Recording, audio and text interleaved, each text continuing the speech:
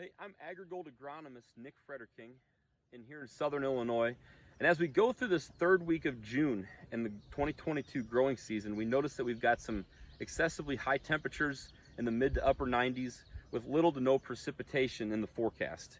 As a result, we're seeing the crop response of corn leaf rolling. Seems to be more severe up north in that Taylorville, Tuscola, Mattoon area, and tapers off in severity as we move south. But make no mistake, I expect to see more rolling south as we start to limit the amount of moisture we can bring in through that crop. So I'd just like to briefly explain the crop response of leaf rolling, why we see it, where it might be more exaggerated, and what that means to our overall crop health and yield potential at the end of the season. So that corn rolling, like I said, is just it's a defensive trait. It's a defensive mechanism by this corn plant to limit the amount of moisture lost through the plant. Moisture is brought up through the roots in the corn plant, utilized in the plant, and then excess is left as transpiration through the leaf. When we roll, we limit that surface area and that amount of surface area of tissue to lose moisture that way. So we're actually preserving moisture in that corn plant with natural rolling. Where are we going to see this stand out the most? Well, first of all, hybrid. It's hybrid dependent first. There are some hybrids that have more of this defensive mechanism than others. But outside of that, we want to think about this spring and how challenging it was. Super wet with small windows to get work done in. So if we tilled or worked a field that was maybe a little too wet, we could have created hard pan compaction. This is going to limit our corn roots' ability to go deep into that soil profile. If we planted a field that was maybe a little too heavy, we may have sidewall compaction right there next to the furrow. That's going to limit the roots' ability to get out wide and reach across the row to grab moisture that way. In the worst case scenario, we may have both. That's certainly a possibility. So where we have these issues, we're going to have limited root growth, which translates to limited moisture uptake. Those are where the effects are going to be exaggerated.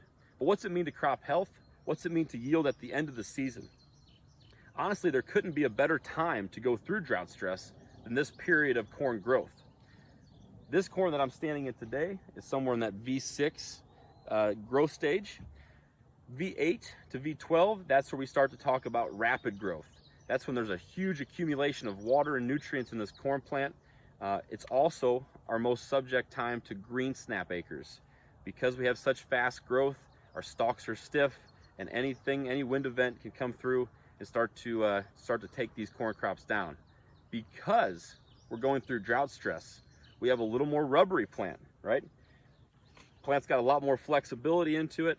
The internodes, we're talking space between the leaves, should be shortened and more compact because of the lack of moisture and lack of nutrient uptake. So these are all good things when we talk about green snap acres and that rapid growth. But what about yield? Well, our rows around on our ears is already determined by V5 to V6. What we are determining now is the length of ear. So if we have hybrids that have that maximum flex in ear length, we may be losing some minor bushels there. But at the end of the day, some rains in August, some rains in September after tassel, where we can fill these kernels up with moisture and dry matter, that's where we're going to make our bushels. So we haven't lost a lot of potential yet. Want to keep an eye on the forecast, but nothing to worry about today. My only recommendation would be go scout those acres, understand where you're limited in root growth, where that is exaggerated because of our sins in the early spring. So if you have any questions about evaluating root growth or talking about drought stress hybrids, feel free to reach out to your local DSM or myself, and we'd be happy to help you. Thank you.